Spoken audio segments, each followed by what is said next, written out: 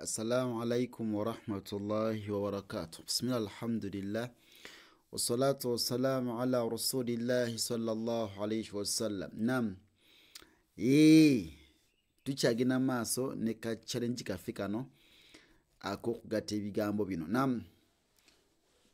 A'udhu billahi minash shaitanir rajim. Tuina muhti'ina muqni'i ru'usihim. مهطعين مقنعي رؤوسهم مهطعين مقنعي رؤوسهم مهطعين مقنعي رؤوسهم مهطعين مقنعي رؤوسهم مهطعين مقنعي رؤوسهم مهطعين مقنعي رؤوسهم مهطعين مقنعي رؤوسهم مهطعين مقنعي رؤوسهم ستجدني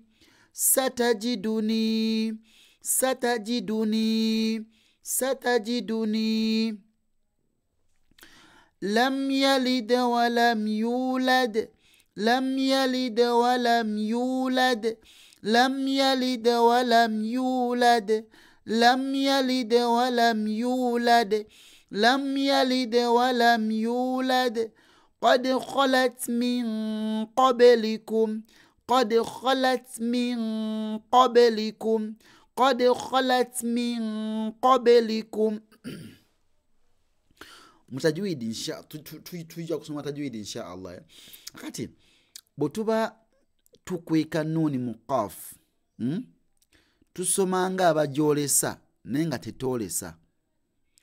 When it comes to qaf, qafu ino qaf neno kaf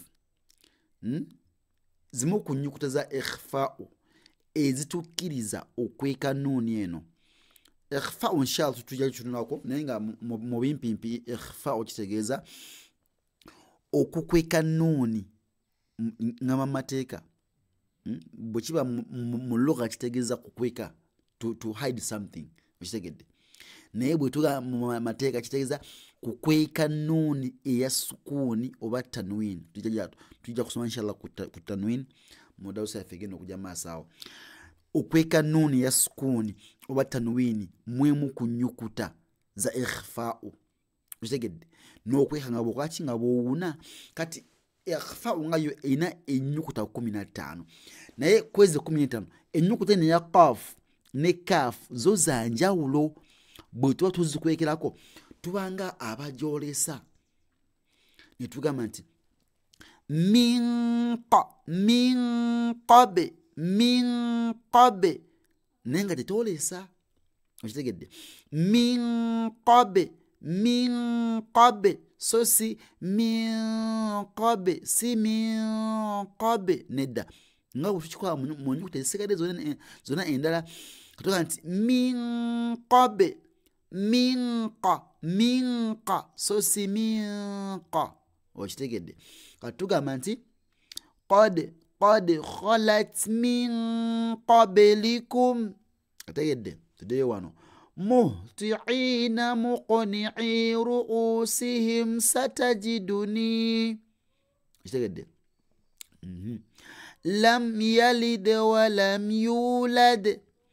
Ekigambo kino tekiri lam yalidi silami ne lam skun lam yalid wa lam yulad kitegedde ito ekiri qad khalat min qablikum bwekityo